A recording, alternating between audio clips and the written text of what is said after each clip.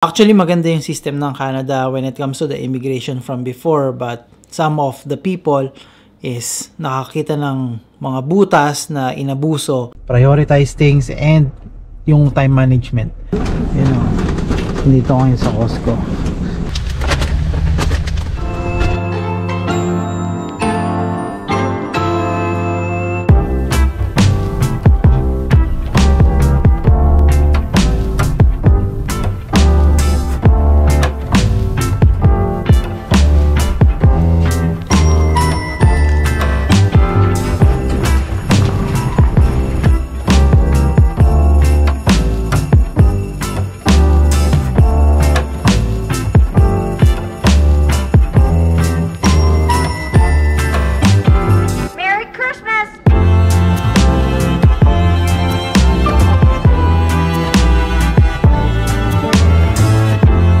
So katapos ko lang kanina mag-dawn mass o yung simbang gabi. So marami pa rin mga Pilipino rito nag-a-attend ng simbang gabi. So pumunta ako sa may St. Peter kanina around 5:30 in the morning yung umpisa until 6:30. Then after the mass merong konting salo-salo in which hindi ko na nagawa dahil may pasok si Aisha, kailangan niyang kunin yung sasakyan. And sa tingin ko yung simbang gabi na kaugalian natin, yung tradition sa Pilipinas is meron pa rin dito sa Canada at sobrang daming tao kanina. Hopefully matapos namin. Punta naman ako ngayon sa Young's, then after nun pupunta naman ako ng Costco. Prioritize things and yung time management.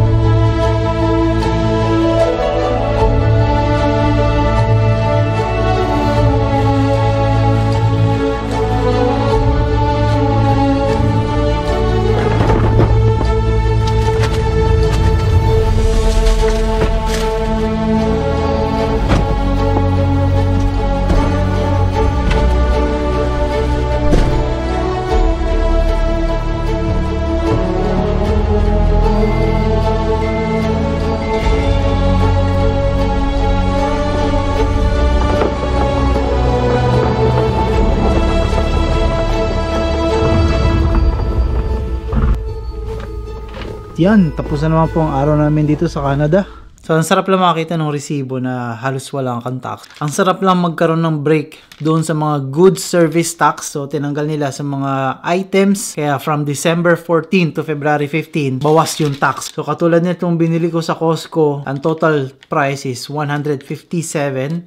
Tapos, mayroon lang siyang tax na $1.12 yung provincial tax. Sana extend lang nila na bawas yung tax. Kasi dito sa Manitoba, we have two taxes. The GST, which is the Goods Service Tax, and the Provincial Service Tax. Almost 13% yan pag pinag-combine mo. Kaya napakalaking bagay na mawala yung GST dito sa mga binibiling mga items or sa mga groceries.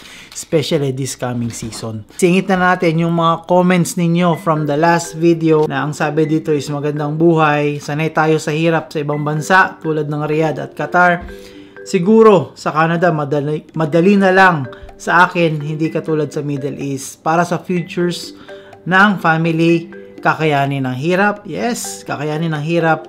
From Ricky Mechanic, happy viewing to Gusti TV, inspired and motivated po kahit maraming challenges. Nerisa Pabel or Nerisa Parel, which is a new subscriber dito sa Buhay sa Canada, dito sa channel.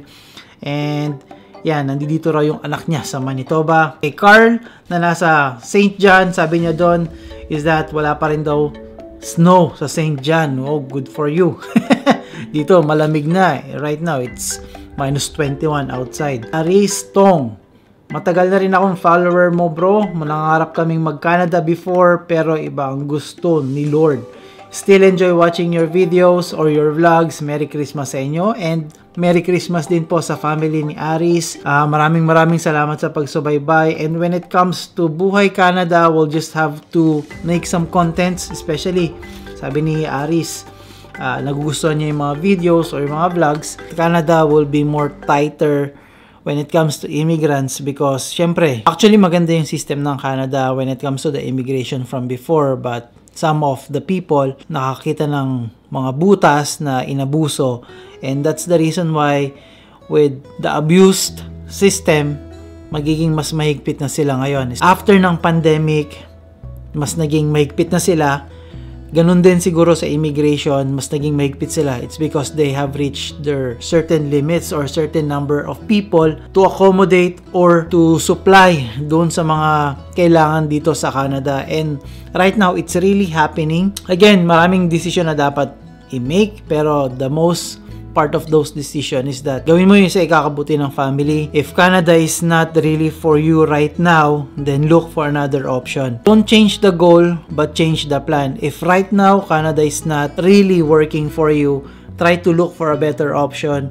Try to look for a different pathways. Look for a different career na pwedeng magpapunta sa inyo sa Canada. With the immigration in Canada, it's really tight. Maraming mga requirements ang kailangang i-meet.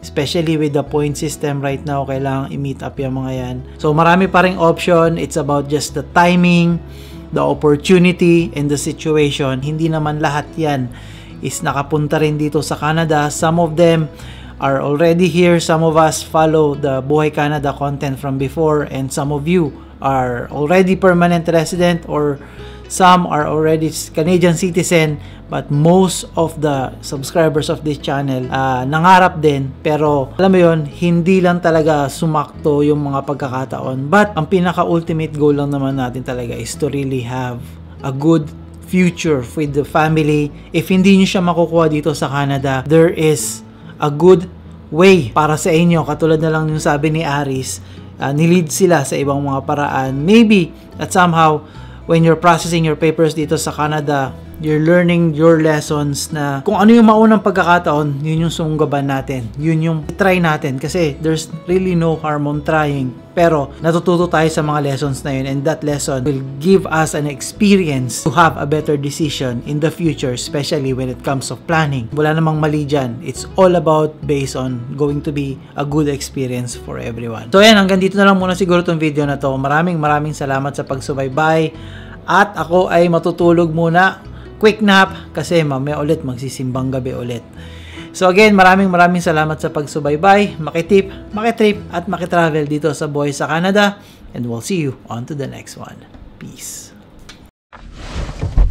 2H. So right now nandito kami sa may airport kasi nga may susunduin kami or may i-welcome kami isang kamag-anak nila Aisha, international student from Alberta, ngayon bibisita rito sa Winnipeg. So dito siya I think dito siya magpapasko, and this is the so ito na lang ulit yung time na mag-welcome kami kasi it's been about 2 years or 3 years na. Ang pinaka-last na winelcome namin is yung nanay ni Kuya Billy. Ayun sila Kuya Brian. Walang parking dyan. So yung